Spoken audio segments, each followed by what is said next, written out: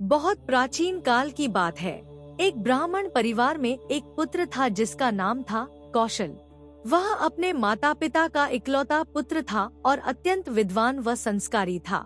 उसके पिता सर्पों की पूजा में विशेष श्रद्धा रखते थे। प्रतिवर्ष नागपंचमी पर वे विशेष पूजन करते और अपने पुत्र को भी सर्पों का आदर करना सिखाते। एक दिन कौशल जंगल में लकड़ियां काटने गया। उसे वहां एक सांप दिखाई दिया जिसे कुछ लोग मारने की कोशिश कर रहे थे।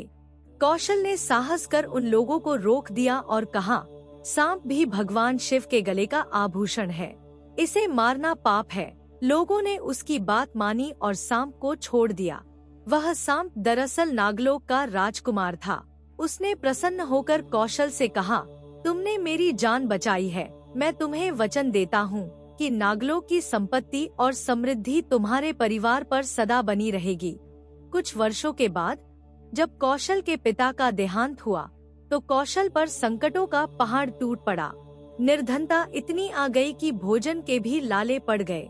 एक रात कौशल को स्वप्न में वही नागराज कुमार आया और कहा, कल नागपंचमी है, तुम अपने आंगन में नाग देवताओं की पूजा करना, हम स्वयं आकर तुम्हारी सहायता करेंगे।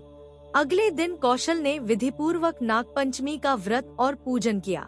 पूजन के पश्चात उसके आंगन में सैकड़ों नाग प्रकट हुए जो दूध पीकर अदृश्य हो गए। उसी क्षण आकाशवाणी हुई, कौशल, तुम्हारे सत्कर्म और श्रद्धा के कारण नागलोक की समृद्धि तुम्हें प्राप्त होगी। देखते ही देखते कौशल के घर में धन धान्य और वैभव का भंडार भर गया। वह फिर कभी निर्धन नहीं हुआ और जीवन भर नाग देवताओं की पूजा करता रहा। नागपंचमी का यह व्रत हमें यह सिखाता है कि सभी जीवों में ईश्वर का वास है। करुणा, श्रद्धा और अहिंसा ही सच्ची भक्ति है।